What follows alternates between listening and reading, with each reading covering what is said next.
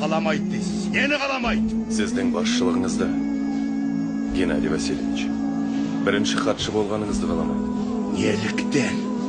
Мені КПСС орталық комитетінің саяси бюросы тағайындады. Сіз қазақстандық емессіз.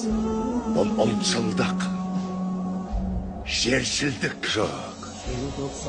Олардың талабы біздің республикамызда Қазақстаннан шыққан адам басқарса дейді.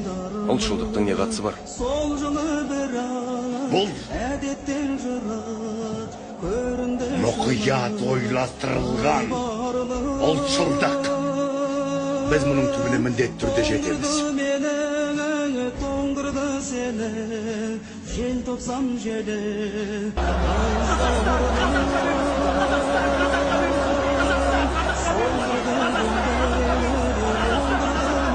Неге сонша шулысың? Елдің басына неге орысша келіп қойды? Орыстар жек көресің бе? Қазақстанда бірінші орында қазақ тұру керек.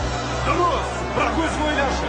Біздерде Украинда, немізде, орыста, юғылады ма? Бәрінің басында қазақ тұру керек, қазақ! Сенімен сөйлесу қиын, сен мені естімейсің, өзіңді ғана естіп тұрсың. Жоқ, мына сіз мені тыңдамай тұрсыз. Неге онда Грузияда грузин, Түркменияда түркмен, Өзбекстанда рашидік, бізде неге колмен?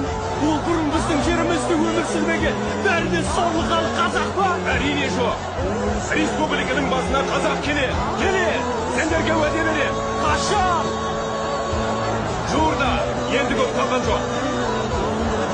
Қазақстан, қазаққа берілсін. Желтоқсан-бірде, ел тосқан түрде, келетін мүлде жайдарлы. Сол жылы бірақ, әдеттен жырақ, көрінді шынық.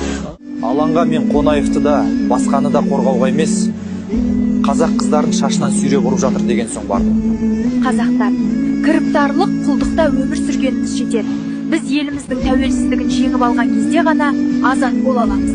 Барлығына кінәлі мен. Алаңға мен үгіттеп апардым. Оларды оқу орнынан қумаңдар. Шеруді де мен ұйымдастырдым.